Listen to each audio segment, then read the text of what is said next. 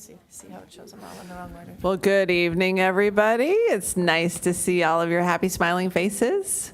We are here for our special meeting. It's 5 p.m., and this is the special meeting of the Encinitas City Council on Tuesday, September 6, 2022 at 5 p.m. May we please have a roll call? Sure. Councilmember Crayons? Here. Councilmember Hinsey is absent. Councilmember Lyons? Here. Deputy Mayor Mosca? Here. And Mayor Blakespear. Here. Record will show all members are present with the exception of Councilmember Hinsey. Okay, thank you. Well, we're here for one exciting item today, and our agenda item is to approve the plans and specifications for the Pacific View site project and authorize construction bids. So I think what we'll do first is go to our city staff to do a presentation. So I'll hand it over to our Assistant City Manager, Campbell. Thank you very much. Good evening, Mayor, members of council, members of the public.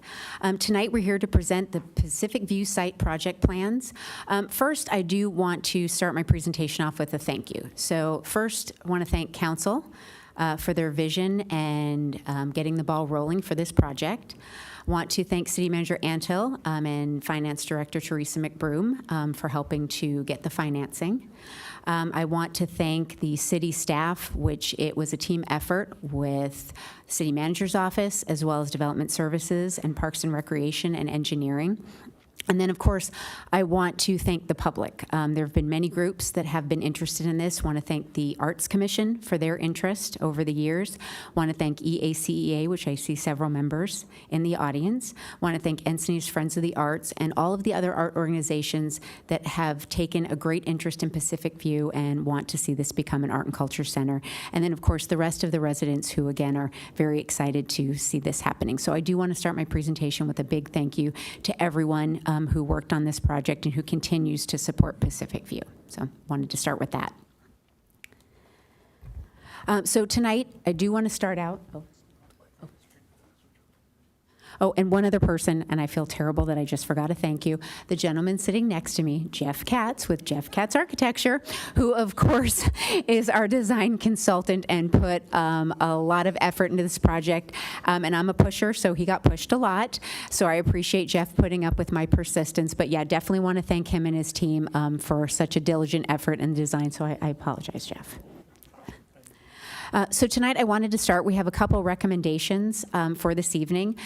Staff is recommending that City Council approve the plans and specifications for the project. We also would like information on the interior and exterior finishes. They're in the presentation. There's option 1 and option 2, so we'd like to hear back from council on those options. It's also to authorize the advertisement of the construction for construction bids.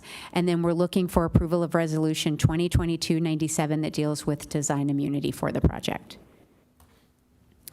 A little bit of background.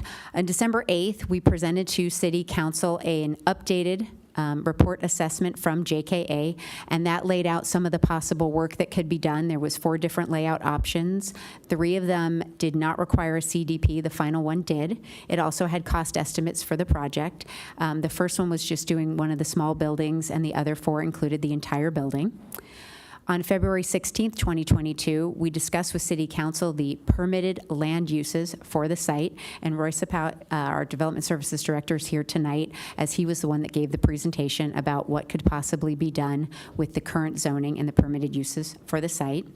On April 27th, City Council authorized the City Manager to execute Amendment Number 1 with JKA for design professional services for the site. And also, City Council appointed a subcommittee of Councilmember Krantz and Councilmember Lyons to work with staff on the design. And again, want to thank that subcommittee, as again, they made themselves available for meetings and discussion, and they were very helpful with the process. So appreciate Councilmember Krantz and Councilmember Lyons for their work on this. So the site and building improvements. The site and building improvements include replacing existing roofing, electric panels, wiring, restrooms, light fixtures, ceilings, glass, doors, frames, finishes, and new fire sprinkler service and structural upgrades. What it does to the building is it makes it ADA compliant, meets Title 24 building code requirements, will have a higher energy efficient mechanical equipment, and also there's electrification of the building, which is the Green Building Ordinance that the council passed. Although this is not a new build, we wanted to be consistent with our Green Building Ordinance and sustainability in the city.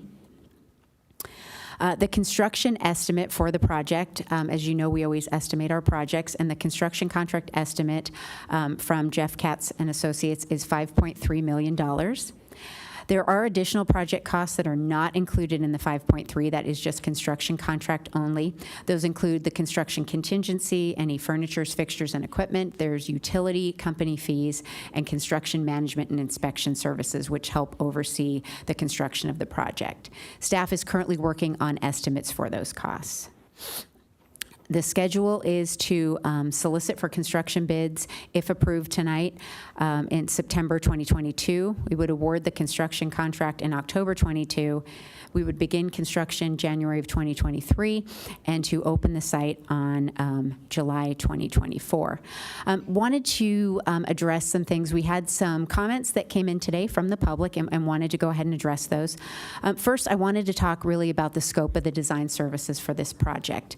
And the main objective for this project is to get the building up to code and to be able to have programs and to use it.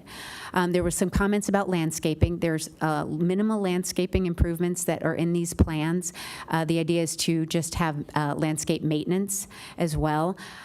Also, there was some comments about there is an upcoming programming meeting for Pacific View, some ideas that's going to be vetted at the Arts Commission meeting.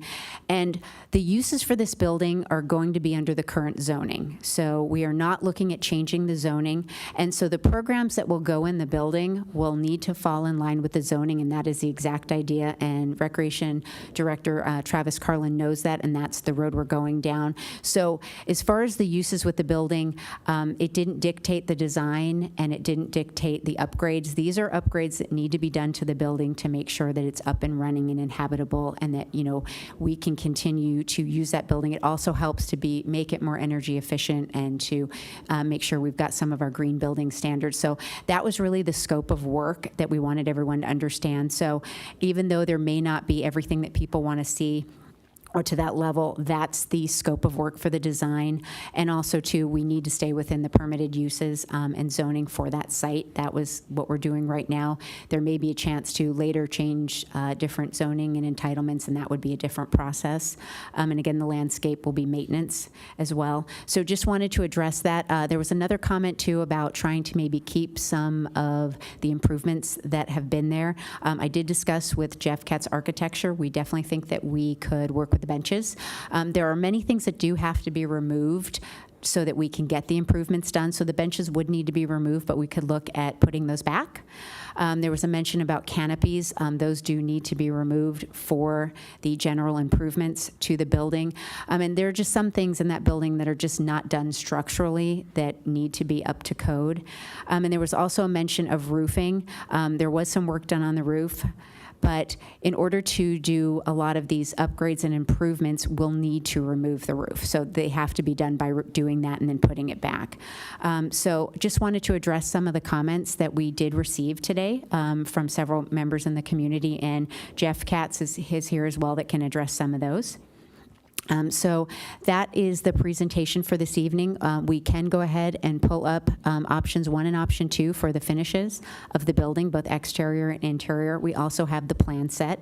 And as I said, we have Jeff Katz here and Roy Sapow to answer any questions, as well as myself. And that concludes my presentation, and we're happy to answer any questions you may have. Okay, thank you. I think we should have the whole presentation before we go to the public comments, but including the 2 options so that the public can also weigh in on those things. But let me just make sure my colleagues don't have questions at this point. Deputy Mayor Mosca, do you have a question right now? I just have a few questions, but if you want to go forward with your presentation, but it's more about just kind of some of the things that Assistant City Manager Campbell just mentioned. So if you want, I could kind of just hit on some of my questions now. Okay, do you want? It's not necessarily about the design. Okay, go ahead. First, I want to say thank you for everyone being here and everybody being a part of this process from the beginning. I am very excited, just about done with my time on the city council here, and I know that this was something that was started before I was on city council, so I feel like we've been moving slowly on this, but I feel like we have some really very good momentum, and I feel really good and excited about the fact that we're here and that we're talking about activating this space, and we're on the cusp of doing that. So just have some questions. So how do we know, and this is to the architect, because I think he informed us in terms of the fair market value of some of the improvements. So how did you go about ascertaining the fair market value of the improvements? And I say that because we do have a history in the city of sometimes undervaluing some of the improvements that we kind of put out there. So I want to make sure that we're as close as possible to the market. Good evening. Pleasure to be here this evening. It's a great question. We're in a very volatile construction market, and so it certainly is a challenge. We have a third-party construction cost estimating company that we use, and they have done 3 estimates for this project. They did an estimate that we used when we presented the preliminary cost to you back in December. They did another estimate at what we called our design development stage, which was probably in June, and then they did an estimate based on the set of plans that you have seen and that is ready to go out to bid. And so they have tracked changes through the months that the project has been going on. We have seen some decrease in costs on some items as the scope has become more clear. This latest estimate includes the fire sprinkler service and sprinklers, which were a relatively late addition to the project. So it's until a contractor actually bids the project, we won't know what the actual number is, but the reason that we bring third-party estimators on is this is what they do for a living. They're very in tune with what's happening in the marketplace, and we feel confident that the bids should be in that $5.3 million range. Thank you, Mr. Katz. I think that gives me some comfort that we actually have somebody that we've had several different folks that are connected to the market that are actually giving us some estimates as to what the pricing could be, and that's just more kind of urgency for us to make sure we're going out to bid as quickly as possible to realize that market. And one of the things that you hit on right now, Assistant City Manager Campbell, is the fact that we didn't budget the contingency. Even if Mr. Katz and his associates were amazing with respect to the estimate, you never know when you actually get into the project. And so it's always very good to have a contingency in there. Are we estimating about 10%, or what do we see that as? And do you have any thoughts in terms of how you would recommend to the City Council in the future budgeting for that? Yes, thank you, Councilmember Mosca. Generally, contract contingency about 10 to 15%. Obviously, with a project like this, it'd be nicer to have 15. We have a little more cushion as well.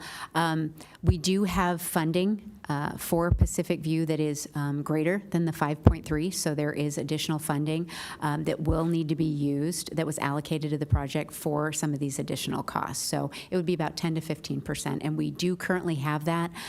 Depending on how some of the other costs come in, I have talked with City Manager Antil, and we would likely come back with council with some other funding sources to fund the other ancillary services with the project. Perfect. I think that's very important. And you've kind of noted on just the landscape and how we would handle that in the future. So it's similar as to how we would handle the contingency. And then you mentioned some of the other things that the reason why it's going to be designed the way it's going to be in terms of the regulatory kind of reality of this project and how many different agencies actually have to sign off on it. One of the emails that we received was about parking, and obviously this city, at least in the time that I've been on the City Council, we are about mobility and making sure that the roads are safe for people to get about in a safe manner, be it rolling, riding, or by car or walking or by mass transit. And somebody had pointed out, wow, this is a really good opportunity for you to have done more in terms of mobility, but then you have that big asphalt parking lot. So you mentioned all of the other reasons. Do you want to basically just highlight why we would be still having that same parking lot and those same amount of parking stalls as opposed to doing something else, activating that space even more so? I think I can probably tag team this with Jeff, Deputy Mayor Mosca. So part of it was, again, a limited scope. We did not want to trigger a coastal development permit. So therefore, there's minor improvements done to the parking lot. Also, we've got some stormwater requirements, and we don't want to replace too much asphalt to do that. So that is currently why the parking lot's pretty much staying like it is. We will definitely go ahead and have bike racks for people so that we can make sure that they can ride their bike and things like that. I'm happy to have either I think development services. that's actually sufficient for me. So thank you for that response. I think it's good. It's important to highlight that we are activating a space that is just not activated at this point and hasn't been activated in years, and we need to activate it. But it's the first step. And there are multiple steps that need to take place in the future. But right now, this is going to be activated and used by our community, and I'm very happy that we're at this spot. Okay, thank you.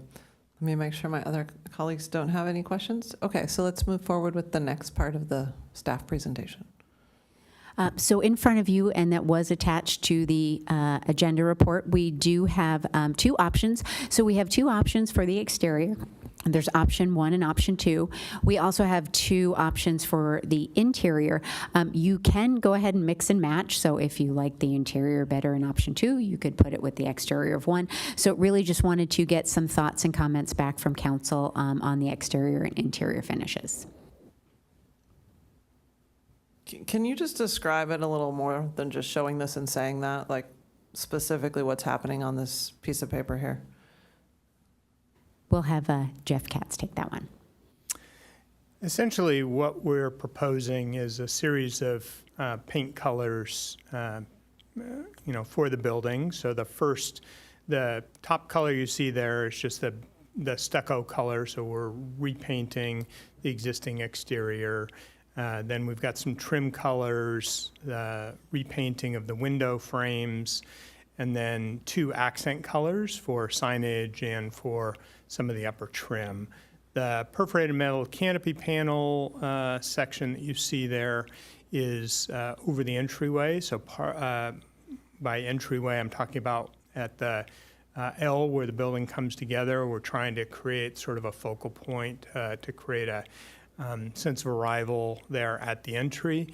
The parking that you see in this rendering is the required accessible parking and restriping parking just in front of the building, but that is kind of the limit of the parking lot work that we're showing. And then if you want to go to option 2, very similar, just using a little bit stronger accents to punch up that side of the building there. So again, very, very similar colors, very similar tones between these 2. And then on the Sorry, do you have a picture that puts them both next to each other instead of having to flip back and forth between the slides? Or is the picture in the top right different? Mayor, it is. So if you look, I do not have it side by side. Basically, if you look, the main difference is the accent color in option 2. There's blue on some of the walls instead of the oyster. Okay. Yes. Okay, I see. That's the only difference, that greenish blue instead of oyster. Okay. And then just the numbers are a little bit of a different color, the accent color. So on option 1, they're kind of like the teal and the orange, and then on option 2, they're just the orange. Right, I see. Yes. Okay. For the interior finishes, we've got basic wall paint. We have some accent paints in the restrooms and in the open office area. These correspond to notes that we've included on the plans. We have doors and frames in the sort of olive color, and then a series of flooring materials that are being proposed as well. So the 2 interior options are very similar, it's just some slight variations in some of the color choices for the finishes. The finishes themselves are the same. Probably the most notable difference with option 1 and option 2 is the classroom floors are a bit darker. They're more of a brown in option 2, and they're more of a gray in option 1. Okay. Is that it? That's it. Those are the options and the color boards. Okay. I have a question about the flooring. It looks like, some sort of laminate flooring there, LVT1 down there, that illustration. It talks about classroom 103 and open office 119 flooring. And then what are going in the other classrooms?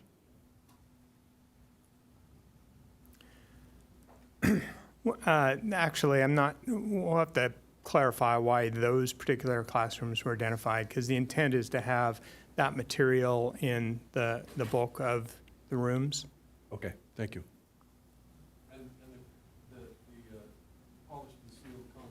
The polished and sealed concrete flooring is going to be the walkways outside, or is that in a room also? We do have, one of the interior spaces is identified with the concrete flooring. Okay, but the exterior concrete will not be polished? It and will not sealed? be polished, Thank you. correct.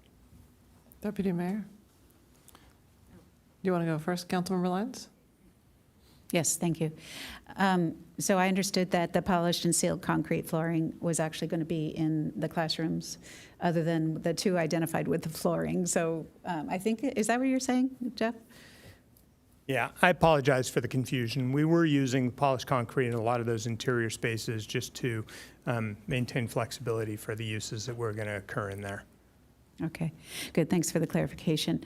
I do want to just give some feedback here to you too, that I appreciate that you have some subtle options here, because I think that because of the historic nature of the building, to honor that history, we really want to stay aligned with the more neutral palette. And one of these options, the option one, is more of a neutral palette than the second option, option two. However, with the colors you've chosen, it's very complementary to add some accent colors that make it identified as a more modern building without going too far to make it look like you're trying too hard. I think that the uses of these buildings are going to really be where the color and the vibrance is, and that the buildings themselves can be the more neutral palettes. So I appreciate that we've got that here to look at. That's it. Okay, thank you. Deputy Mayor? I don't know that I have a tremendous amount of feedback. I would say that I think all of it is very similar to me, so it's very hard to distinguish looking at some of these pictures, but I'd say that I like option two in terms of the accents, but I like option one in terms of some of the neutral floor coloring and designs there. So I don't know if you can mix and match, but I guess that would be my feedback. Yes, we can mix and match the exterior and interior. Well, let's hear from the public too, and then we can circle back on this. Okay, any other questions before we hear public comments? All right, so how many public comments do we have? We have 10 right now. Okay, let's go ahead. All right, we'll call you 3 at a time, and a reminder that you do have 3 minutes of Garth Murphy, Danny Salzhandler, and then Teresa Barth.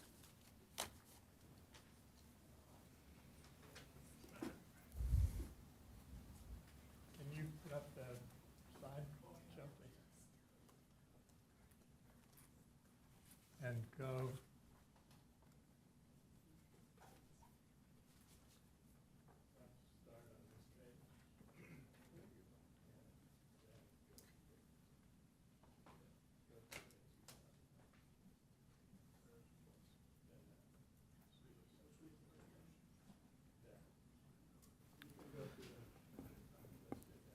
Garth, before you start, I actually wanted to make a quick comment before you start, so if you just could give me 1 second.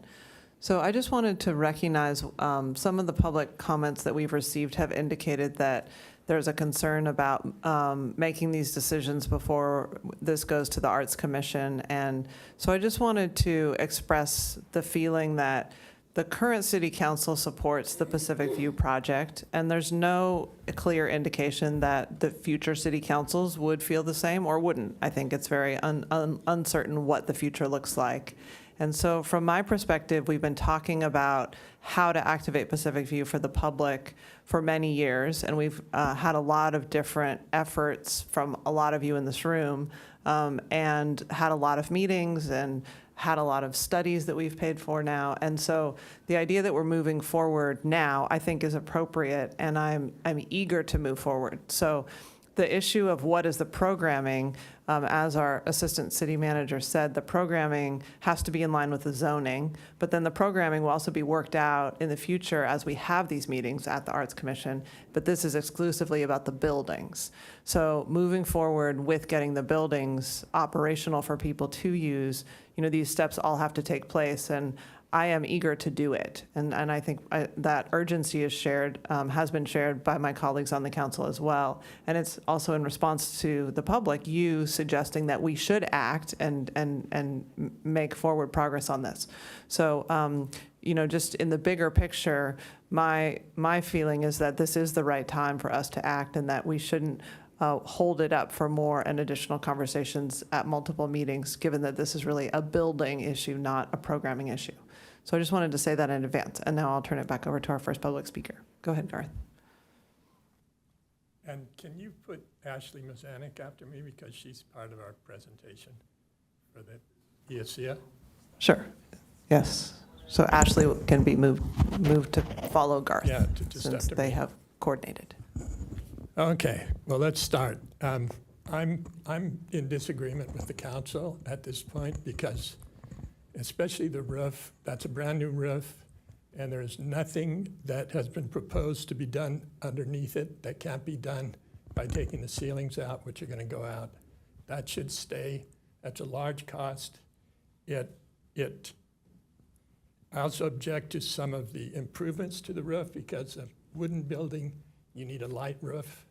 I'm a professional repairer and remodeler of old buildings, and mainly wood. And with wood, you want the lightest roof you can.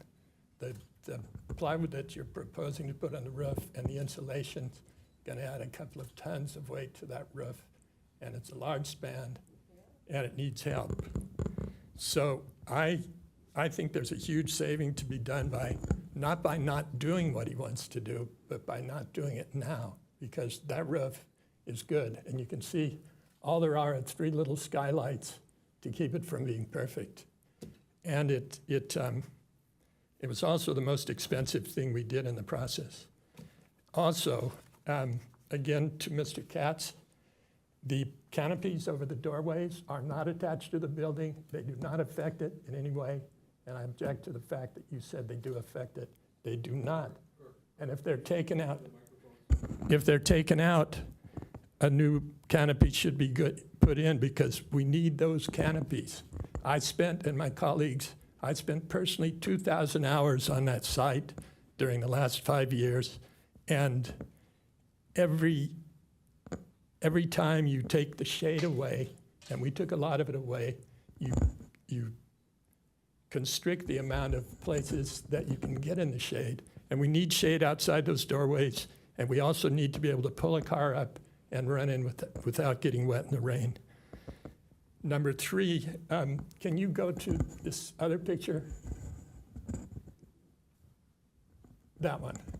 As you can see, the canopy is not attached to the building. It does not affect it or any of the work on it. And the benches that he calls bleachers, their purpose is so that people can look at art being made inside the building without disturbing the artist. And you can move them out. They could use a new base, but we had that lumber shipped from Northern California to get those lengths, and it's bad. So those 3 demolitions, I think, are wasteful. And there are 2 demolitions that I think are necessary. One is in rooms 1 and 2. You need to get those, the pony walls out of there, because they break up the space, and you're not allowed, you can't get the floors together. Let's give Garth another minute to finish his comments. Okay, yeah, I'm close. Go ahead. Also, there has to be a door between 5 and 6. You don't have the right amount of doors in case you have a shooter incident. You need a door between a door to get out of every room. That's either to the next room over so you can get out. You can't just have a one-door room because shooter gets in there and kills everybody. The final thing is that the canopies we're planning on putting a big table in them, sticking out from the wall so that with benches heavy so that people who are waiting to go in a class can have a place to sit. People who are coming out of the class can have a place to sit in the shade. If there's somebody picking somebody else, they have a place to wait. And having these clusters of people at the doorways is also a safety issue as far as shooters go because they avoid places where other people are. Those are the most important things that I noticed. And obviously, I don't like wasting money because that's how I make my living is by doing these buildings. And this is my 22nd historic building that I've worked on. Thank you. Thank you for. Thank you so much for your comments, Garth. Can we just talk about the roof a little in more detail from the architect? Thank you for your comments, and let's just address that now in case we're going to have other comments about the roof. One of the items we were tasked with on this project was bringing it up to code structurally, and our structural engineer's analysis of the building was in order to comply with current codes, additional shear on the roof was required, and the solution that's being proposed is what we believe is the most cost-effective solution. In order to install that plywood, the roofing needs to be removed to allow that to happen. Okay, and can you just define additional shear is required? What does that statement mean? Shear is in order to counteract forces from any sort of seismic event. It's a matter of tying the building together structurally, both horizontally on the roof plane and vertically in the walls. And so we're making modifications to both of those in order to comply with current codes, which the building does not presently comply with. Okay, thank you. And then on the issue of the canopy, so the canopy between the two buildings that comes out and creates shade, can you just address what's the plan with the canopy? The walkway in front of the building is being removed both for the installation of new utilities, but also because the building is not currently ADA compliant. And in order to make it ADA compliant, we are changing the elevations of the paving out in front there.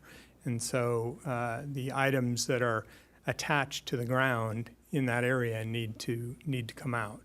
But then would the canopy and the benches be replaced at the end and put back? We're not proposing that as part of the current project.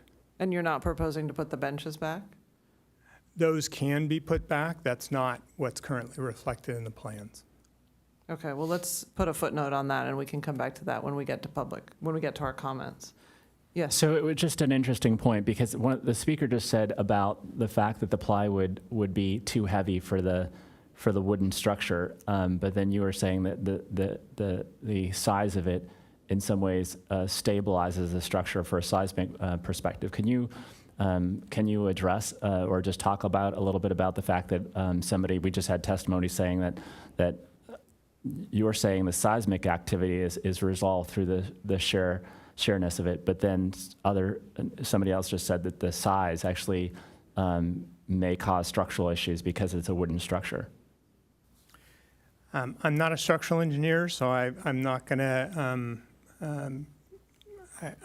I would defer to my engineer, but we have worked closely with the building official and the plan check process through the city.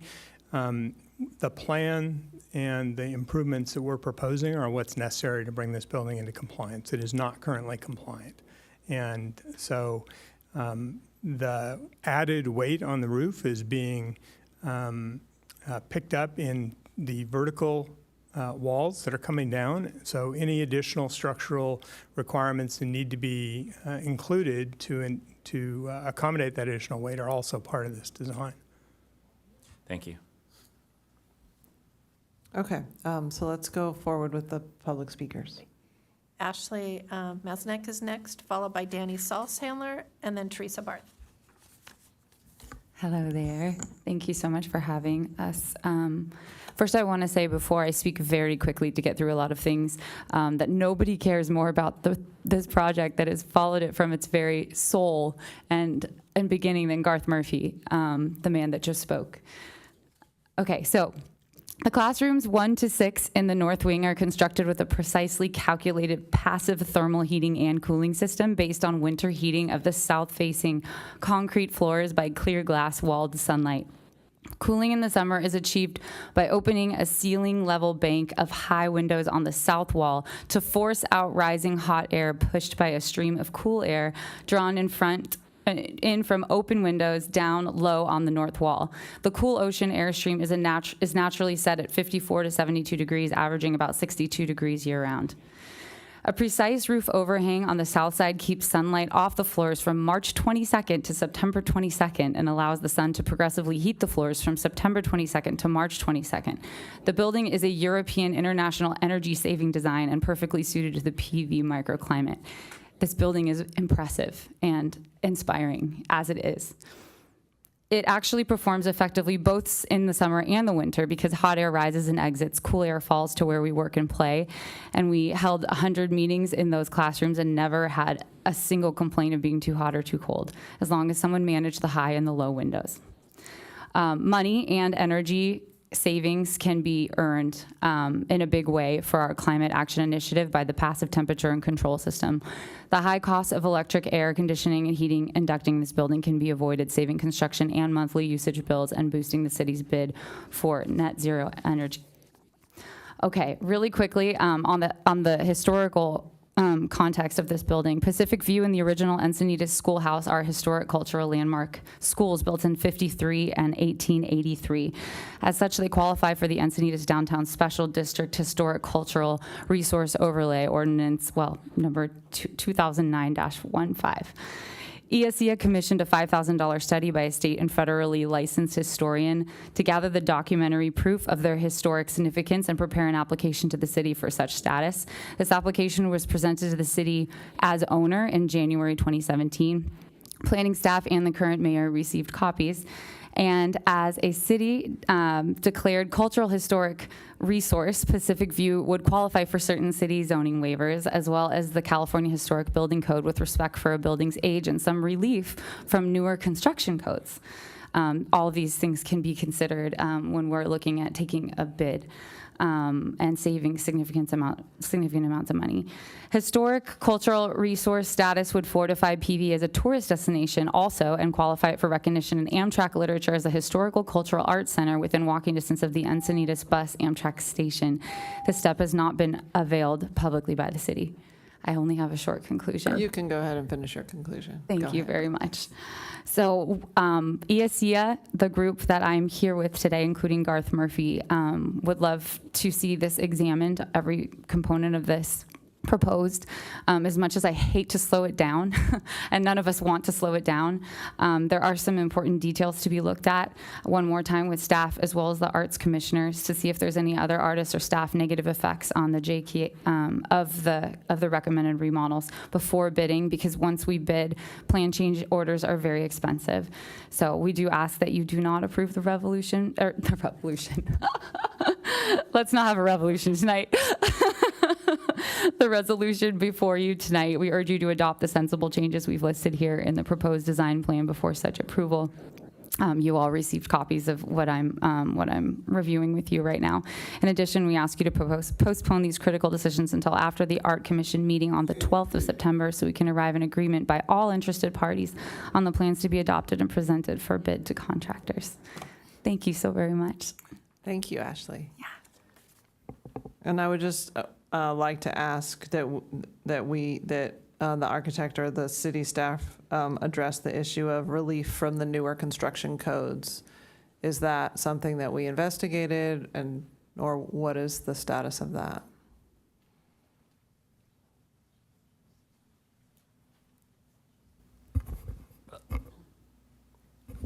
Apologize, Roy Spau, Development Services Director. Could you please repeat the question? So the question was about whether we investigate any relief from newer construction codes that we would be able to access because it would be a historic property. In terms of a historic status, that this building is not considered, other than the historic school site or school building, that is considered a historic structure. However, the building itself, the Pacific View building, is not considered a historic structure, or it's not listed in any of the state or federal historic list, which is why we didn't explore the potential for a waiver of the standards. Okay. And if we approve this tonight and it moves forward, are the issues that she discussed about passive cooling and heating and the design with the concrete and the day that the sun comes in the windows, will that all be the same, or is that changing? Thank you, Mayor. The reason needed for the cooling and the heating is some of the examples that the speaker gave is when the classrooms are in use. One of the things that we will be doing in the building, likely due to some of the programming, is we will put new technology in this building. There will be computers and hopefully maybe projectors and equipment that are going to need a climate-controlled environment. So it's great if you're in there and you can open windows and it's actually being used, but when it's closed up in the evening, we need to make sure we have appropriate climate control. Also, as we saw over the weekend and even today, unfortunately, it seems as though our climate is warming greatly. So being able to have a climate-controlled environment for participants and the equipment that is in these rooms is very important. Right. So I guess I wasn't expressing concern about having air conditioning or heating in the building. So what I was wondering is if the design will stay the same so that all of the passive heating and cooling that we currently have associated with the building would still exist. The operable windows will remain operable, and those that are not operable today are being repaired as part of this project. So that still exists. I believe the suggestion was in lieu of adding conditioning, and I think, as the Assistant City Manager pointed out, we're concerned about not having the ability to control the climate in these rooms. So Yeah. that's why the addition of the systems. Okay, but I guess the angle of the buildings is not changing. It's because that's really what I'm getting at. Is it the shape of the building in relation to the sun is the same, and Correct. on the property? All of the passive features of the building remain operational. Okay, that's good to hear. Councilmember Kranz? And the HVAC system is also capable of handling the air and recirculating the air and addressing issues related to, say, for example, pandemic-related viruses. It clears and cleans a bit, doesn't it? There certainly is the ability to have outside air brought in as part of the system and conditioned. So addressing all of those items is possible through the systems that we've designed. And I think that's an important issue for me, because one of the things we were lacking during the challenges of the virus was places to gather that were able to address that particular issue. So I think it's important that we do include the air handling system that's being proposed at this point. Yeah. Councilmember Lyons? Right, thank you. I just want to ask Roy if my understanding of what you were saying about the historic status is correct. And so this will help me clarify, but it may help be clear for others as well. The old schoolhouse, which is the 1883 building, that is not historic status. That's not in the scope of work anyway. But it's my understanding that because it had been modified so much over the years and its orientation changed and several other things, it no longer met the criterion required for official state or federal status. And the same thing is true for the Pacific View Elementary School, that it had been modified or otherwise impacted to lose integrity over the years, that it no longer met the requirements for official historic status. That's what I understand and understood. Is that correct? That is correct for the Pacific View, for the scope of work and building that is before you tonight. That there's no historic significance because of the improvements that have done over the years. So that was the response, was because of that there is no historic status, therefore the waiver of standards, we didn't pursue that because of that, Because you have to have that status in order to be able to get a waiver. in order to qualify. Yes, and that's how I understand it as well. Okay, thank you. We're going to proceed forward with the speakers, and we can circle back and see if any of the other speakers address what you're going to say. So I don't think we're going to have a back and forth right now. So let's move forward, speaker number 3. Danny Salzhandler, Teresa Barth, and then Naomi Woodward.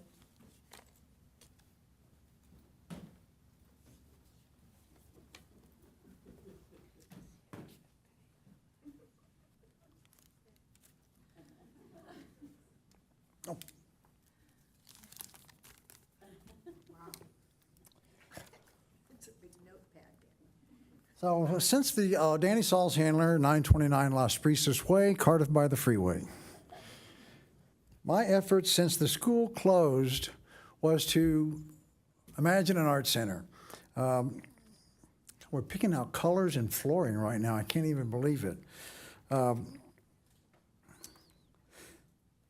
been with several groups. The Artist Colony tried to get it from the school district. That didn't work. Then we started Envision the View with Kathleen Leeds and a few other people. Again, the school district sort of didn't like that idea. Pacific View Arts, Culture, and Ecology Alliance has been the past several years. I think we've done some really good work. I hope some of that work can continue into the future, some of the ideas. I do love the bleachers, or the benches. I will not chain myself to the benches, I promise, when they go to tear those down. Whatever happens, happens.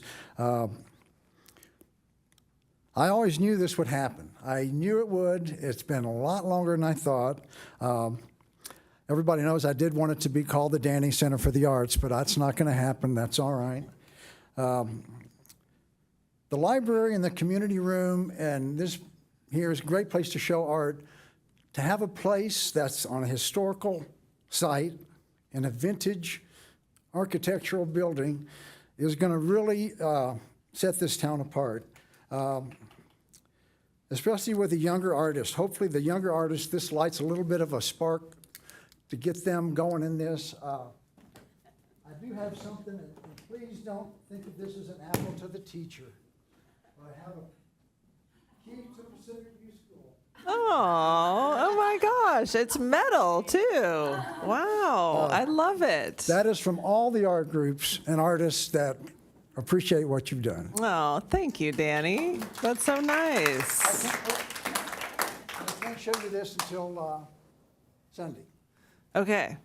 I like your briefcase. I love that.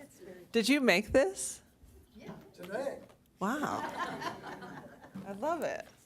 I love keys to the city. Thank you. I'm going to put it on my wall. Very good. In every future office. Thank you. Somebody Go left ahead, it there. Teresa. Thank you. Teresa Barth, Cardiff by the Sea. I don't want to get into the sort of the current controversy in any way, shape, or form. I just kind of wanted to give you a little thought about where I am with this, or where we have come with this. I want to thank you for your commitment to this. Nearly 10 years ago, 10 years, and I think that's what we talk about all the time. It takes 10 years for a government project to complete. Am I supposed to be escaping through a fire drill or something? Oh, right now? it's saying turn off your power. So what will happen if the lights go off? Would we evacuate? Oh, it's emergency energy alert. Yeah. Okay. You all should think Power about interruption. it, attorney. We'll find out. Okay. So it was nearly 10 years ago that Councilman Kranz, Councilwoman Lisa Schaefer, and myself, we took our own bold action and really stuck our necks out. It was a 3-2 vote. We were strongly criticized for paying way too much for this property. Of course, you might know or read recently that a property just down the street that's a mixed use on less than an acre sold for $3.5 million. We got a bargain at $10 million for how many acres of Pacific View. And not to mention the fact that had we not purchased it, the school district could have sold it to a commercial developer. That was the next legal step that they had. So I think that perhaps even the naysayers might have said that we got a good deal. So again, thank you, Tony. Thank you, Lisa, for sticking together and really bold action on this part. But regardless of the cost, I know we believe then, I still do, that this is a priceless piece of property for our community and for our past and for our future. So again, I commend you for your efforts on this part. I also want to thank Scott Chatfield for rallying the community with his Save Pacific View social media campaign. That really made the difference. Thank you so much, Scott. As well as everyone at EACEA who were the early funders for the things. That roof made a difference. And the sweat equity that you all put into this is also priceless. So again, thank you to EACA for all the work that they have done on this, this project. And I know that the Friends of the Arts and the Arts Commission are going to contribute. They're going to bring their talents, their successes of putting together programs and events to make this a fabulous success for our community. So again, I also, one last request is that this council, future councils, Commission of the Arts, EFA, all remember that we as a council, when we purchased this, made a promise to the residents, the neighbor residents, that this would be a good neighbor to their community. So I hope that you will continue with that commitment. And with that, I look forward to the grand opening. Thank you very much. Let's give Teresa a big round of applause for her support. Thank you, Teresa. Next speaker is Naima Woodward, followed by John Humphrey, and then Rosemary Kimball.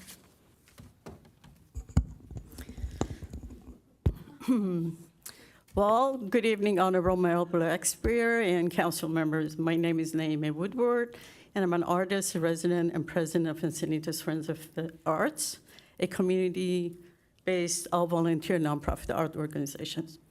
I'm excited to stand here and offer my support and feedback for the proposed plans and design specification for this historic site, a place for young and old, able and disabled, artists and non-artists, underserved, and all others who will get to come to simply exercise their creativity while enjoying others. I do wish to acknowledge the city staff for taking on this daunting task of renovating this site. And it is not an easy undertaking with the allocated money, even though it appears to be a lot of money. I'm doing remodeling of my kitchen and 2 bathrooms, and believe me, my eyes are wide open now in terms of the cost, so more power to you.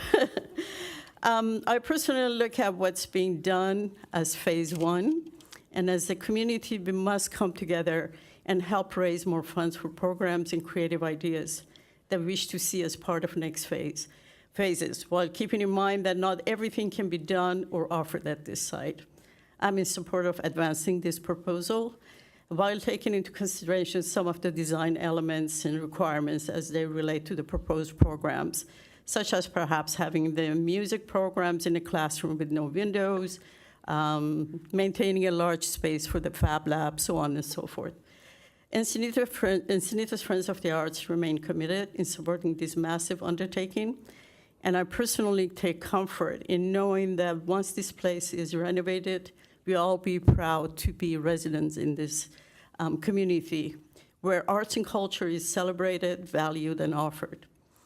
It will be another jewel in our community, a legacy for all of us, and a gift to the next generations who come to enjoy and benefit from our efforts.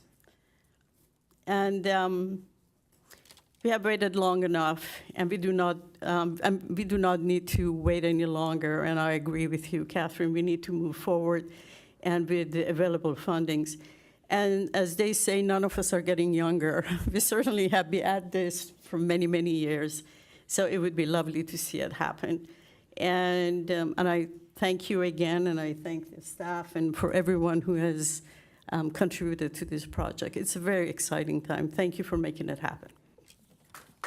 Thank you. Let's give her a round of applause as well for all of her advocacy for the arts. Thank you, Naima. John Humphrey, followed by Rosemary Kimball, and then John DeWald. Hi, John Humphrey, Encinitas, California. So I just want to say that I'm very excited to see this project going forward, and I agree that we have this sort of lump of money that could accelerate the project. I guess my main point would be, having been one of the founding members of EACA, 7 years of my hard blood, sweat, and tears, along with a lot of people sitting over here, into this project, probably $85,000 of my own money into this thing. I would just question whether, if you had a $7 million grant, if that money could be used on anything. Like, I like the fact that I agree with what you said about there's a brief moment in time and the next council may drag this on, so I'm ready to get it going. And I won't get into whether we should be the program or whatever tonight, but I just want to know if, I would say, I'd like to go on record saying that I don't think the building needs the amount of money that's being talked about right now, as we've demonstrated through numerous proposals. And we had architects with Hubble, who was a world-renowned architect, that came in and gave us his recommendation. And I would ask, is there a way to spend less on that and use more on programming? That's all. I don't even know if I can ask that question or if there's an answer to that, but it'd be really nice to spend a little less on the building and maybe use some of that money that's there, if it could be used for this. Again, I haven't studied it that well, but could be used to get the programming going, because there's a lot of great people in this town.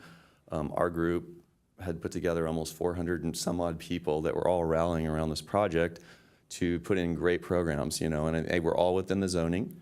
They were all carefully thought out, and that's all I would like to say tonight about that. We would love to be the group, because we believe that we have represented the entire community with numerous input, numerous studies, blah blah blah. But really, that's my question to anybody that can answer it. Can we perhaps look at the historical, because we were told when we did our commission that we paid for it personally, that it could fall within the historical thing and it could save us some money. That roof's been there since 1953. There are ways possibly to do that. So I'm not sure whether it is or not, but I think it's something that should be considered, and then whether some of that other money could be used to launch the programs, because that's what I realize it's a real estate play, and again, I think you guys were very smart, the original people that spent $10 million. I think that was a score. I think future people will say that was one of the best purchases ever. So I applaud you guys that were a part of that original thing, and I want to see it happen. I don't want to hold it up any, but that would be, I don't want to waste money, especially because it sort of demotivates the people that literally were down there like chopping up trees and spent, a church that came out with 250 people to paint the building for free. There's people that have given blood, sweat, and tears, and to be like, oh, cool, like, let's go just give these guys $500 for architect and these guys this and it's like, it just seems to demotivate the people that have really, really rallied around just trying to make it, a grassroots thing. Thank you. Thank you for all you did as well, and have done and continued to do, and the money that you put in. We appreciate it very much, John. Rosemary Kimball? Rosemary will be followed by John DeWald and then Deanne Sabick.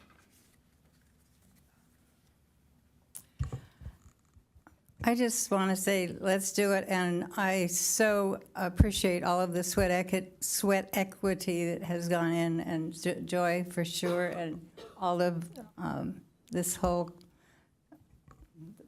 part. Yeah, thank you very much. And I'm very involved in building, and I know how things can be done a whole lot less money, and so I'm on the same page as all of that too. But we have to do it now. We just can't wait. We have no idea what would happen if this council isn't here. And let's do it somehow.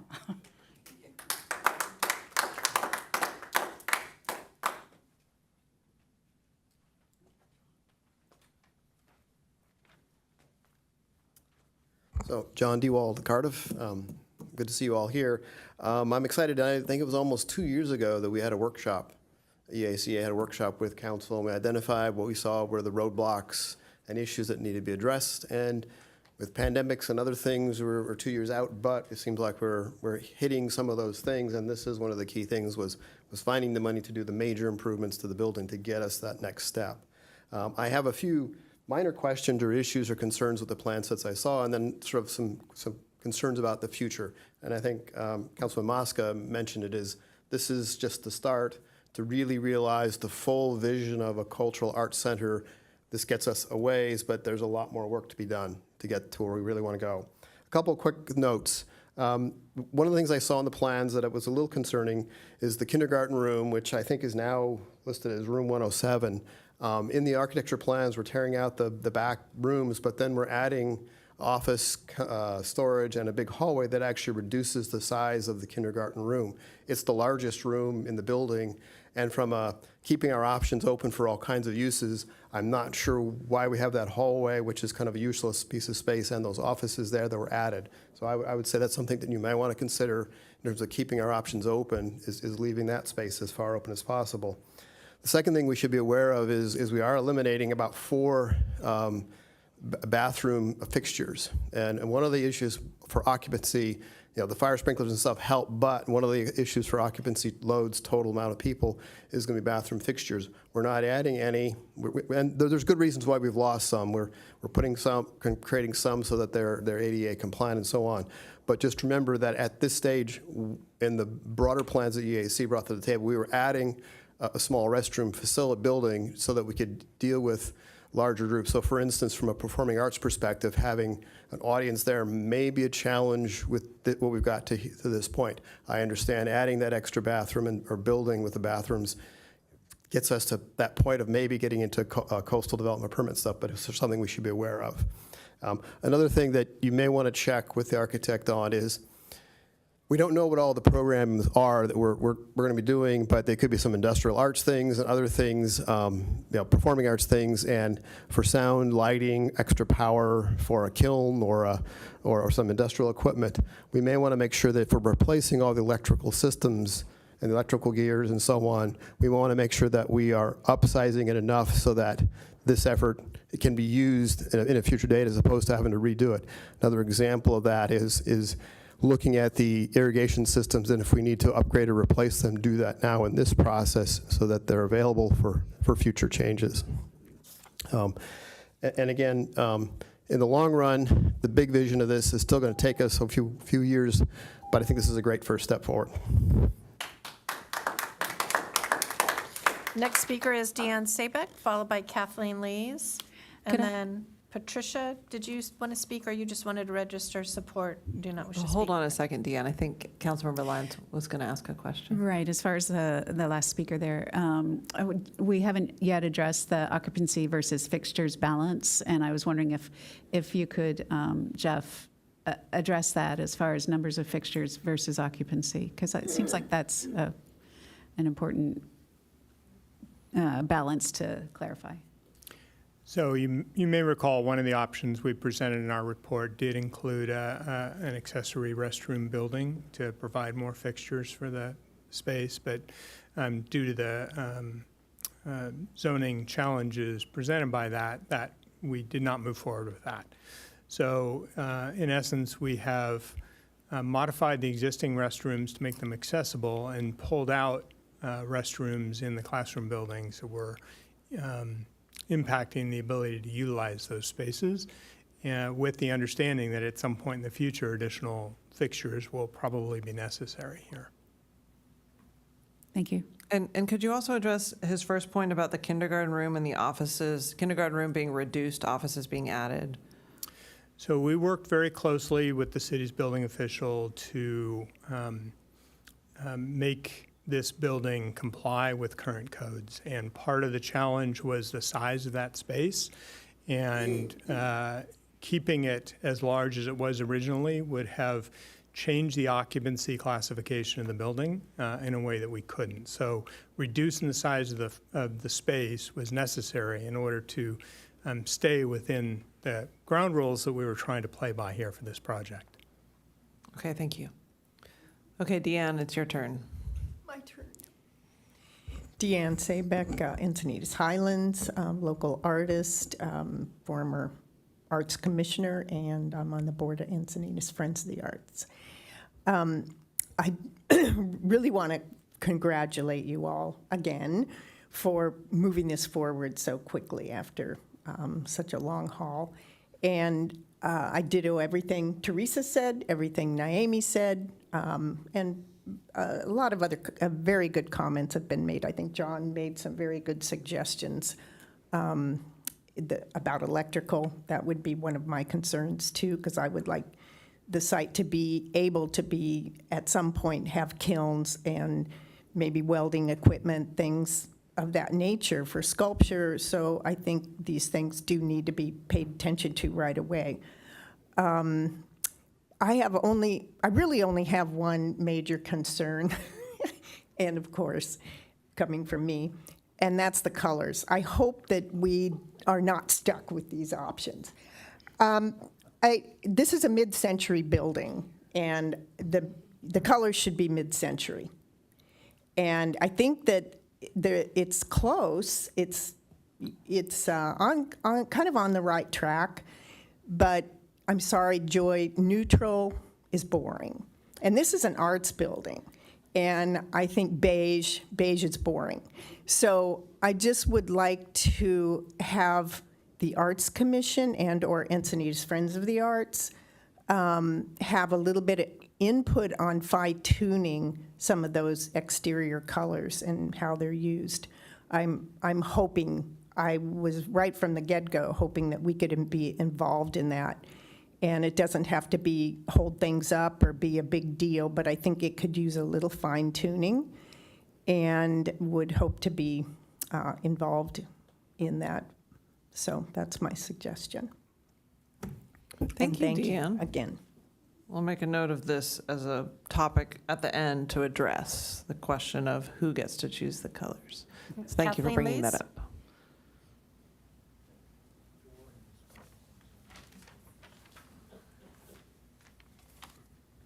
I think I'm safe up here. I love this. Oh, it won't work. Kathleen Lees, I live in Leucadia, and the earliest paperwork in my 2-inch thick folder on Pacific View is dated 2004. I want you all to know that I'm delighted beyond belief to be here this evening making these plans at this level for Pacific View to become arts and culture center. So many of us have visioned and dreamed and pulled weeds and planned for. So thank you, thank you, thank you for bringing the vision into reality. A few comments and questions. Public spaces need common areas to function. We need to include outdoor space for people to come together. Courtyards, patios, walkways have always been included and are a real must-have if this is going to be a place where people are comfortable coming and spending time that is not constructed in a classroom. The Fab Lab needs to be as big as possible and have ample electrical and other utilities available to function and naturally evolve. Preserve the existing footprint so that we don't have to justify it later when we want to add square footage to the project. Parking areas should have solar panels on shade structures to provide electricity, and appreciate preserving any previous efforts that have been put forth for this property. I encourage that we include the environmental design elements for this project, the water retention, landscaping, shade structures, natural airflow, all of that. We want to keep that in mind when we're planning this structure because that was very well thought out. And please explain, have some questions. This report says that CEQA doesn't apply, but Mr. Tinkoff's letter seems to think it does apply. I'd like to hear about that. And please explain design protection. As a designer, I am not comfortable with having final design decisions and changes made by the city engineer. Note, I do not know the city engineer, so it's not personal. It's just from previous experience, the engineer is not the person to make creative decisions for any project. And are the fire sprinklers in or out? They were out when we were having our discussions about the property. I think they need to be in, right? Are they in? Seems like they were included in what I was reading today. They are included. And the way that was, I have just a computer, a small computer, not a big screen, and that was really, I couldn't even see one maybe a quarter of the page of the report. So however it was presented, it was not really available for me to see. Thank you, and thank you. Thank you, Kathleen. That does conclude public speakers. And then, as I mentioned, Patricia Fisher was registering support for the recommended action but did not wish to speak. Oh, she's speaking now. Never mind. Now. She's speaking. Okay, Patricia. You're the swan song. I am. I hardly ever get the last word. This is kind of nice. I'm Patricia Fisher. I am the founder and coordinator of the San Diego Visual Arts Network. We represent 2,500 visual arts resources from the entire county, from Fallbrook in the north to Baja Norte in the south, and I'm a proud resident of Cardiff by the Sea. First of all, I want to thank you for making this go forward. I truly recognize that this is the time this has to be done today. We can't allow politics and the future election results to muddy the waters, so I am in total support of this project. But I do want to say one thing, and that is that this art center, I think, will only succeed if it can involve the public, it can excite our community of artists that are living here and in the surrounding areas, and that it is a unique site that offers things that have never been offered before in the city of Encinitas. And for that to happen, we have to have a lot more input. This is not the time to discuss programming, but it does seem to me important that we get input on the things that aren't necessarily needed to be decided today. For example, like Deanne says, the colors, right? So I would like to see this project remain as flexible as possible, allowing for as much different kinds of programming as possible. Let me just paint you a little bit of a picture, a word picture. In the examples we see in coloring, we're using the accent colors of a teal, blue, and an orange, and I think everybody kind of likes that combination. It gives some personality. Keeping within the modern, the mid-century modern palette, we could add a dusty red and an olive green, which are also complementary colors and mid-century colors, and a mustard yellow and a gray violet. If we did this, we could, instead of having numbers on rooms, it's not a math building after all, we could name the rooms by color instead. So just think of simple things like that don't cost any money, but by getting more input, you can really make a difference in this building. So that's all I need to say. Stay as flexible as possible and onward, ever onward. Thank you. Thank you, Patricia. Okay, so I'm going to call on my colleagues, but I want to address the following things. So the canopy, I think we need to discuss replacing the canopy so that, to Kathleen's points, we're creating common space, that there's shade, as was referenced before, and this issue of the benches, if we can replace those, and we should discuss that. Also, the question of who should decide these colors. The Arts Commission, the engineer should not be the person making design decisions. And I know she's in the back, and we love you, and you do a great job, but it's true. We should try to move this over to the artists. And I think we should talk about Friends of the Arts or the Arts Commission being involved in fine-tuning these mid-century colors, as Patricia just described. So with that, I'm going to call on my council colleagues. Councilmember Kranz. Yes, thank you, and thank you to everyone who showed up here today and has been showing up for years, for decades.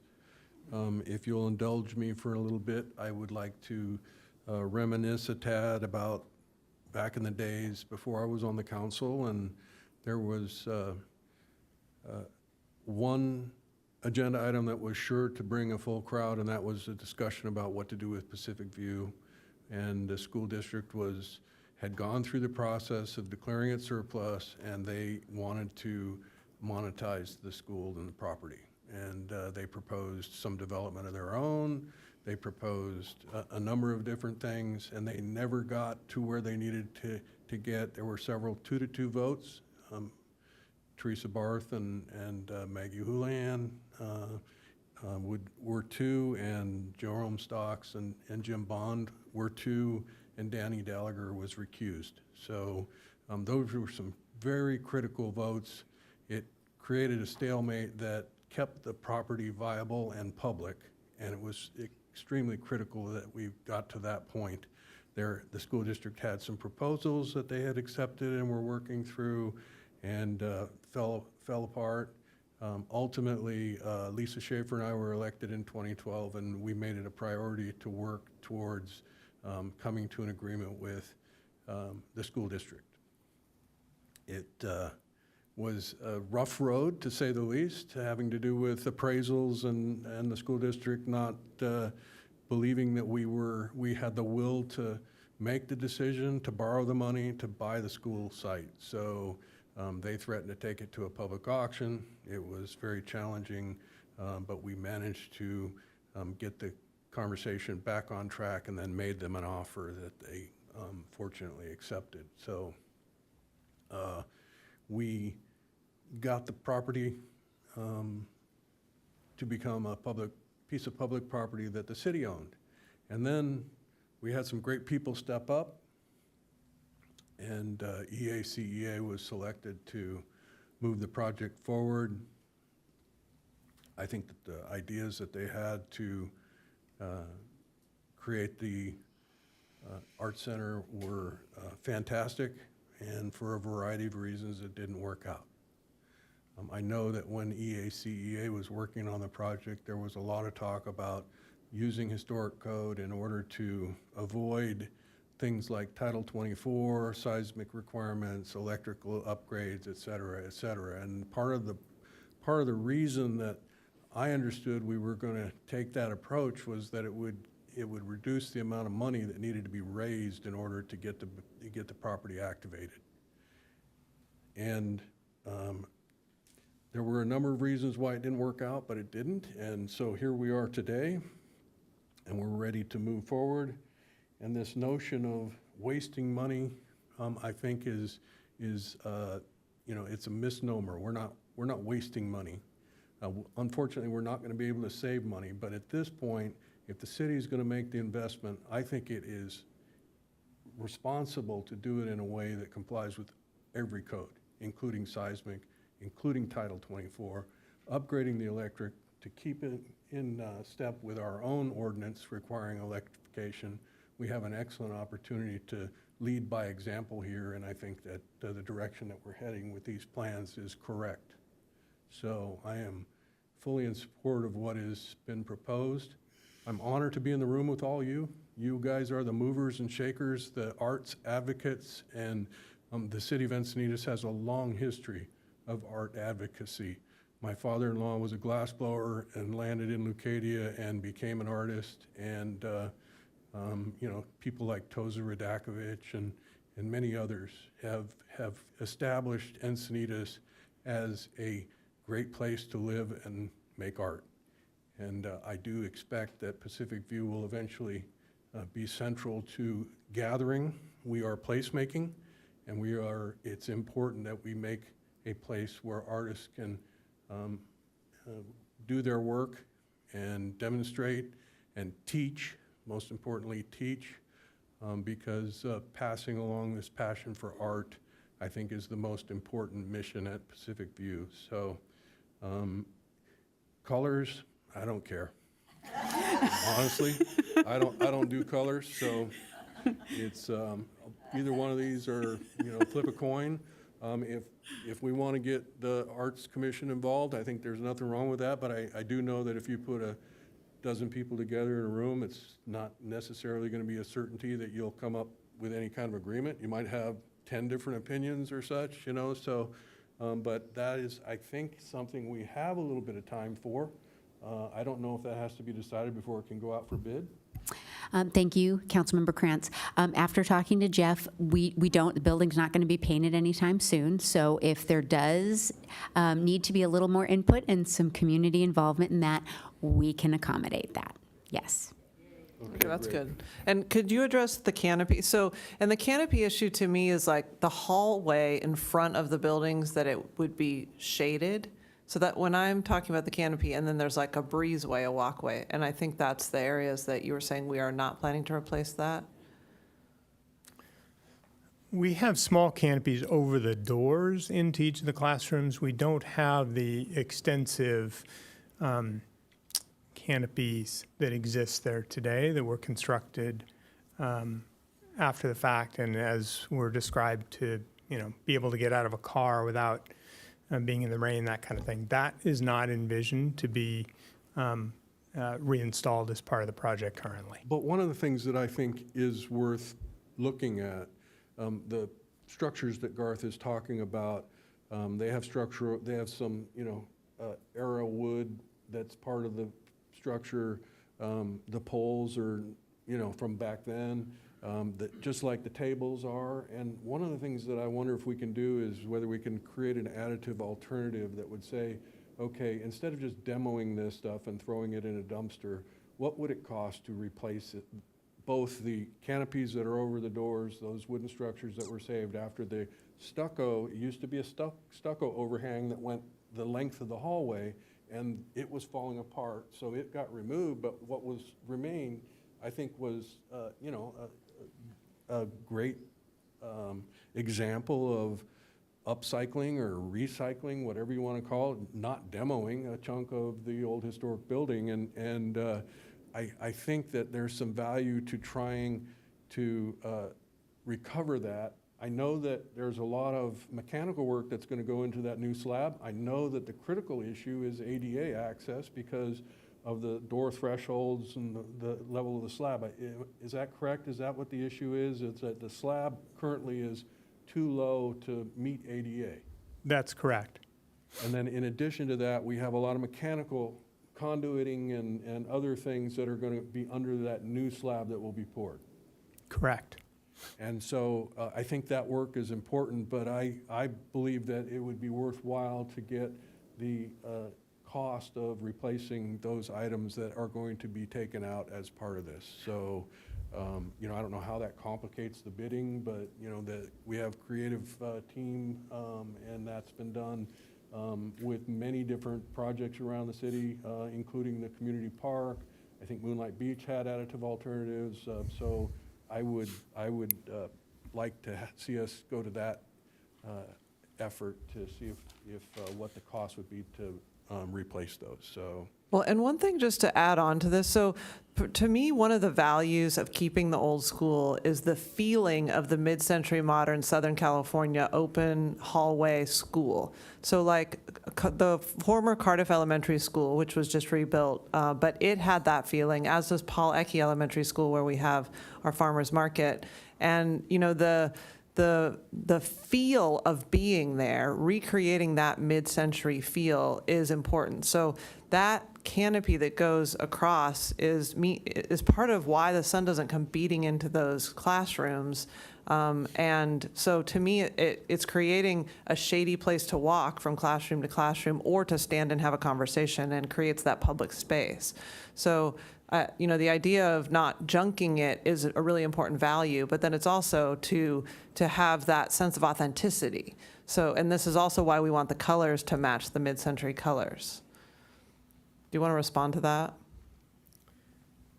We can certainly provide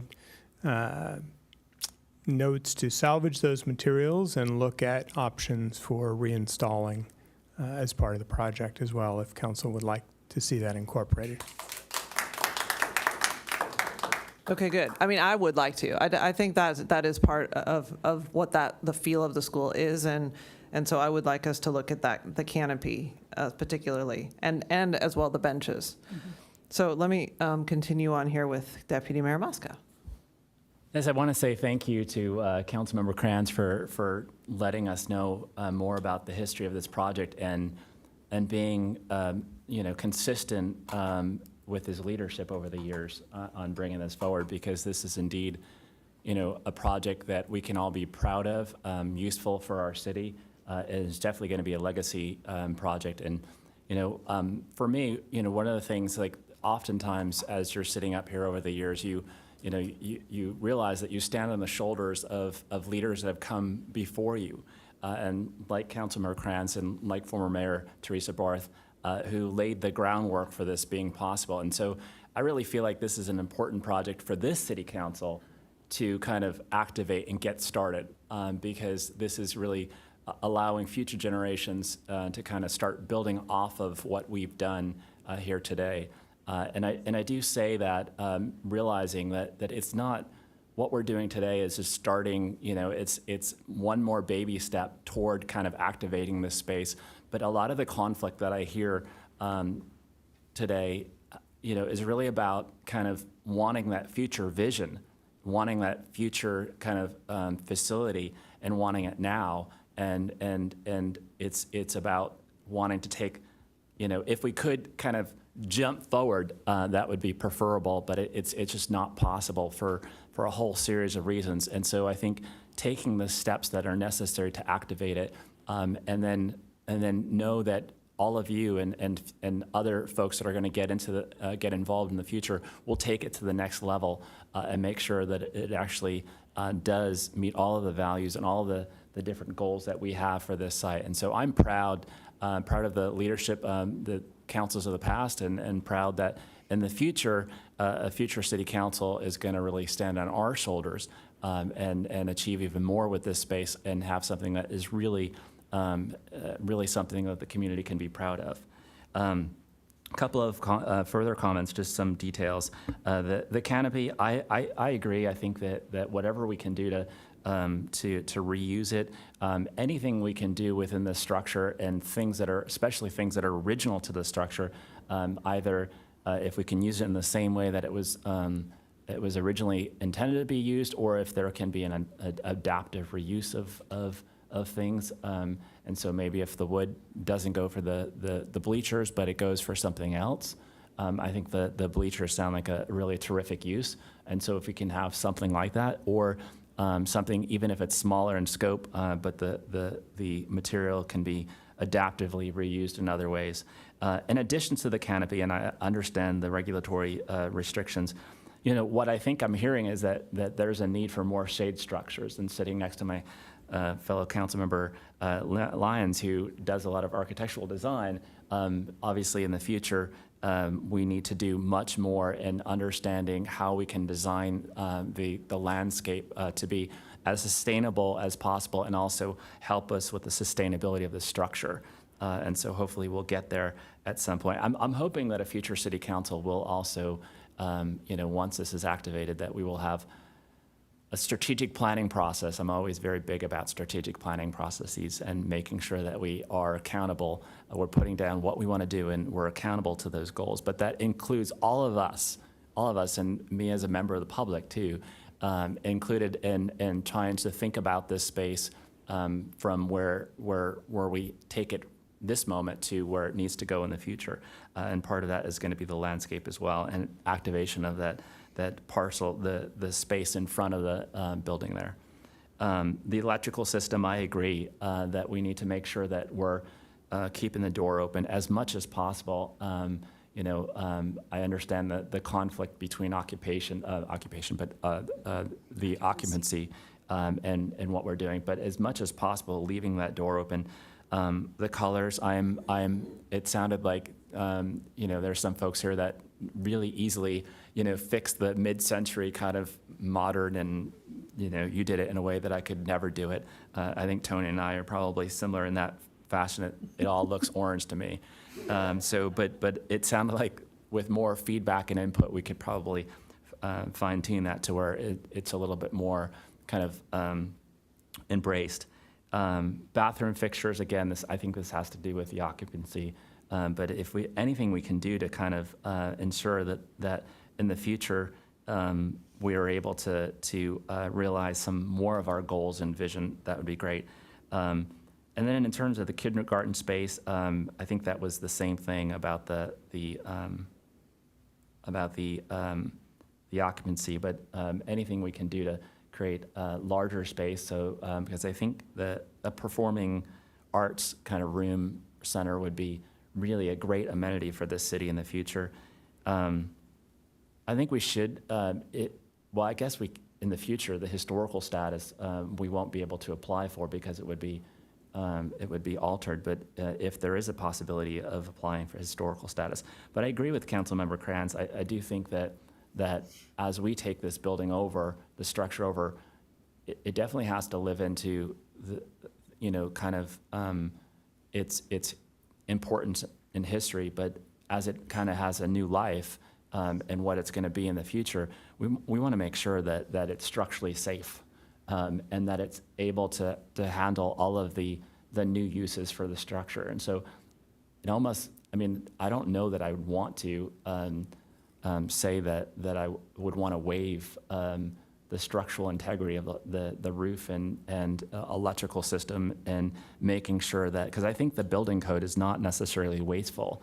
I think it's important that from a seismic perspective and from an electrical perspective and from a space perspective, all of these things are the greatest and best that we know as people right now at, how to design structures. And so I don't think that waiving is of particular importance to me, but I think if historical status brings something else other than waiving building requirements, I think historical status would be really important. So those are my notes. I'm so absolutely proud to be with you guys and excited to be in this room with you guys. And I think this is just a really important moment and a turning moment, a kind of a transitional moment for this parcel. And I'm happy to be with all my city council colleagues and making this decision. Thank you so much for all that you guys have done, because you make it possible. You make it easy for us to say yes. So thank you.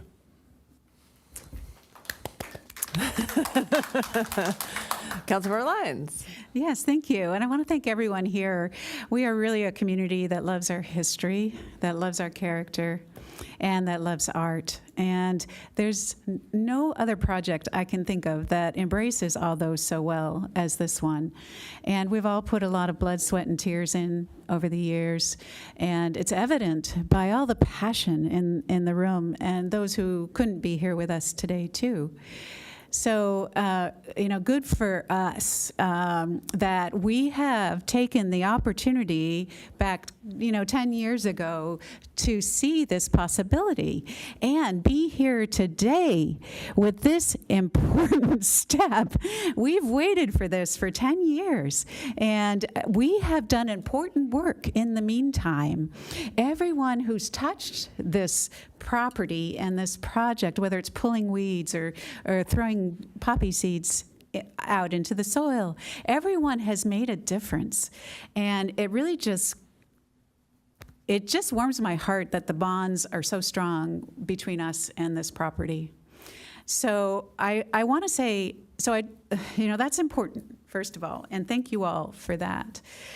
I do want to say that I've had to deal with being very sad about something here, and that is that we can't do everything that we want to right now. And people keep on talking to me and kind of talking me down because I'll keep on saying, we want to do rainwater harvesting, What about that outdoor gathering space? These are so important to this property and how we envision it and how we see it moving forward. And I look at Garth because we started talking about that 8 years ago. You and I worked very closely on that first sketch of the site, of the landscape and how everything would be configured. And I really appreciated your insights into that. And that drawing is still hanging on the chain link fence, isn't it, Carolyn? It's a little dusty now, but that was like the first hand-drawn concept of what we envisioned, what everyone envisioned you saw this facility being. And in that drawing, we tried to represent all the opportunity we saw. So I'm not backing away from it. Yeah, then it was translated into like a CAD drawing. Yeah, I know. No, that one is when it was translated into computer design, but mine was the freehand sketch before that. But so I'm not backing down from what we see as our vision here on this property. And I have to keep on managing my own expectations because this is a very important step. We're here. This is good. We're going to do it. And this is the bare minimum we need to get this occupied and to get it energized and activated. That's the missing piece next, is to get that, to get it to the point where people can start engaging with it again, and then we're going to start feeling like we're celebrating. I love all the input I have heard tonight, which is always the case when we all come together and we talk about things. So, I'm backing off of my neutrals. That's fine. You guys, I would love to see our community have a choice and bring forward the naming of rooms and colors. Yep. That's fine. Also, we are a community that recycles and reuses, so let's recycle and reuse. And so I agree with my colleagues that representing what you've told us on the benches and the canopies. So when I was looking at the plans, so backing off of we're not doing anything in the site, I'm looking at it from the perspective of well, let's not make any mistakes that we have to fix later. And so even just questioning why do we need so much new asphalt, there's a logical reason. It was explained to me. It has to do with stormwater, but let's not do anything that we have to take out and fix later. So I've been trying to give some input on simple things like the backflow preventer at the street. Usually those are really big, ugly things that are installed at the street, and it's right near your entry where you don't want something like that. So Jeff and his team have done a good job of trying to locate those so that we don't have a problem later when we come back and really make the landscape area, the gathering spaces outside, more usable and part of the full program of the site. So I just wanted to let you know there's some of those practical things that we're trying to do so that we don't have to redo stuff later. But I'm really looking forward to when we get to address the site. I think that, and I don't know if we could get a group together through the Arts Commission to address the colors, and however that's best done, I would love to see the outcome of what you come up with. And I'm glad it's not going to be time sensitive as far as our bid, and so we can go forward. Thank you all. Thank you. I just wanted to address the issue of the concern about it costing so much to do this. And I think John brought this up, and I think from my perspective, this is something that's a perennial issue with almost every government project. And that's partly because construction inflation is real, and also because of the reality that governments don't do like guerrilla projects that cut corners. So, the project to do what we're doing and having the $7 million put in to do this project, and then realizing that we can't do everything, and it being a real sadness about the rainwater and the public spaces and the garden and different things that will have to happen in phase 2.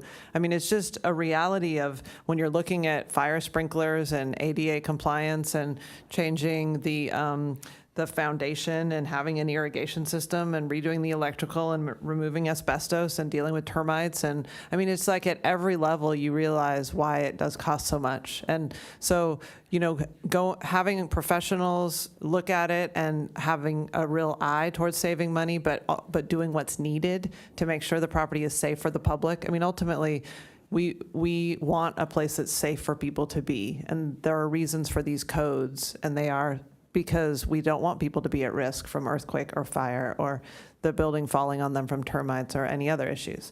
So, or asbestos poisoning or lead, so having an appropriate number of bathrooms and the things that are needed as part of the code, it's just the reality of what it is. And in some ways you just have to accept that. And I think that is ultimately what the council did when we said we're going to put this large amount of money to doing this project, is we said, I mean, if you recall from several years ago, the council had said, and this was something that I had asked the city manager to provide, what could we do at Pacific View for $1 million?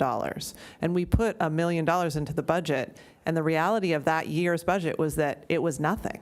Like, we could not get the building open for $1 million. And so, the question of what is it going to take to get it open, asking a different question instead of just saying we have $1 million, what can we do with it, and it's not open, what is it going to take to get it open, and this is what it takes. And so, we're allocating that money, and the council made the decision to do that and prioritize that above, all the different projects that we could have spent it on, shows the commitment to it. So I just want to reinforce that I definitely don't feel like it's wasting money or overpaid. It just is the cost that it is, and we're saying yes to moving forward and being bold in that. So I'd like to ask staff, Jennifer, how do you propose we proceed with the staff's recommended motion, but dealing with the canopy issue and the benches? How do you recommend we deal with that? Thank you, Madam Mayor. Talking to Jeff, we can do an addendum. It will not slow up the project. So what we can do is an addendum to this to look at salvaging the canopies and benches and then reuse. Not a problem. We have that as direction currently from staff, so I'm sure Kathy can put that in whatever motion that we make to deal with that. We've also heard to go ahead and involve the community in the colors. Not a problem. That's great. I know Travis does a great job with the Arts Commission, so we can look to see how we can formulate a group that can look at colors for the building. And I did just want to go ahead and address Kathleen Lee's comment about design immunity. I think council is very aware of Government Code 830.6. So it's really about the design of the building. And in our code, it says that the city engineer is the person that can sign off on design immunity. It's the only person that can sign off. So it's more about the construction of the building, and it's just making sure that it's safe. And we did consult Tarquin Preziosi, our city attorney, and he did suggest that we do that resolution to go ahead and give the city that design immunity on the project. But it doesn't mean that the engineer's making design decisions like the colors. No, it does not. That just means that we're certifying that the building is safe and the design's and structural. But no, I know for a fact that Jill Bankston, being our streetscape guru, probably doesn't want to have to make any more decisions than she needs to. So colors is okay. So no worry on that. It's more about the structural integrity of the building and that things are done right. Okay, great. Thanks for clarifying that. So the colors will go to the Arts Commission, and you'll find a way to involve some community members in some workshop format or outreach or something for the Encinitas Friends of the Arts. Is that right? Yes. Okay, great. Well, then I'm going to move exactly what you just said, which is staff recommendation plus those things. But part of what you said, I just want to clarify, is that you said that the canopy should be, and the benches, bleachers should be preserved. But I want to make sure that we try to preserve them, but we also, if we can't preserve them, that we try to rebuild them. Like the canopy itself that would be, maybe it needs to be an added alternative, but that it be something that's considered at some point as a proposal. My recommendation would be that we note for the materials to be salvaged, and then we'll come up with a design that tries to incorporate those materials in a solution that is code compliant today, because those elements as they stand today, we couldn't put them back in exactly the same way, but we can utilize those materials to come up with something code compliant. Okay, that works, yes. Councilmember Lyons. May I just ask for some clarification on that, Jeff? So the addendum would include a couple things, but the first one would be to salvage the materials. So even if we couldn't afford to redo them, we would still have salvaged materials? That would be my recommendation. That's good, because who knows what we could do in the future, yeah. Councilmember Kranz? Yes, I would second your motion, but also there was one other issue that came up in the conversation today, and I would also like to publicly acknowledge the letter that we received from Mr. Tinkoff representing Don McPherson. And he raised issues of CEQA and piecemealing, and I wanted to give Roy a chance to talk about how we are moving forward with this project without running into issues related to CEQA. Yes, thank you, Councilmember Krantz. So what's before you tonight is a limited scope of work. It's a remodel, alteration of an existing building. And this scope of work is subject to CEQA, and it is exempt from CEQA under CEQA guideline section 15301. and that is the exemption. I believe one of the speakers mentioned that the staff report mentioned that it's not subject to CEQA, but the staff report does mention that it is exempt from CEQA under that specific CEQA guidelines. Because the scope of work is limited to what's before you tonight, the concern about piecemealing is it's not ripe, because what's before you is a specific scope. Any future work or any future plans for additional improvements at the site will be subject to CEQA at that time. Until that time, right now, the limited scope of work is just what's before you tonight. And so the work that has gone into this, Mr. Katz and your team and Assistant City Manager and everybody here, has been with the recognition that there was a limit to what could be done in order to be able to move forward with this. That is correct. It's only limited to physical alterations to the building. Any potential discussion for uses or future use of the site or any future additional improvements to the site, those will be subject to its own CEQA review at the time when those come forward. And hence, we have some frustration here on the council and community, et cetera. But I think from where I sit, it's much more important that we shorten the timeline of getting this place activated. And so I appreciate all the effort that's gone into addressing the rehabilitation of the site. It's a valuable asset of the city, and the sooner we get these changes made, in my opinion, the better. Okay, great. Well, I think we have a motion and a second, so we should go ahead and vote. Do you want to read the motion back? Yeah, so I was just going to ask if I could clarify. So it is to the staff recommendation for the plans and specifications, but then to include an addendum for options for the salvaging and reuse of materials and the reinstallation of the canopy and benches. Is that correct? And then refer the color palette to the Arts Commission and public outreach through the Friends of the Arts. I think Kathy got that exactly right. Okay, it's public outreach with the Friends of the Arts. The Friends of the Arts. Or just this lady in the audience. People on the slide. Patricia, through Patricia. Okay, is there anything else? It sounds there's a serious conversation happening. Sorry. It's okay?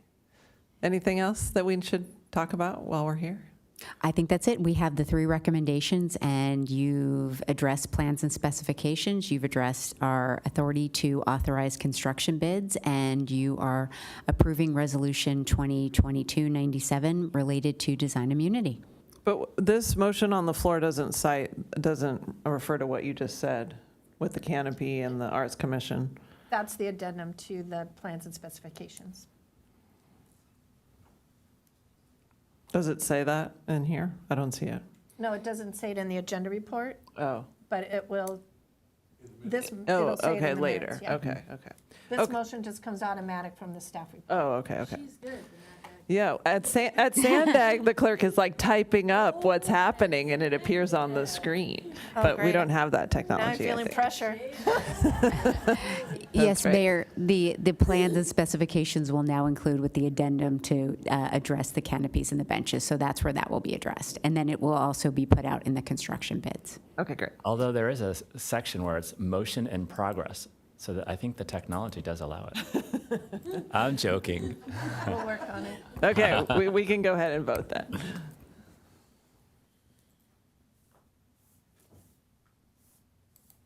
Motion carries unanimously with Councilmember Hensy absent. Well, thank you, everybody. It's so fun to discuss Pacific View. We appreciate all of your dedication coming again and again, year after year. We're there. We're there. Yeah. Yay. Thank you. Okay, so I think basically that's the end, and we're adjourned. That was our special meeting. It's over. We're adjourned.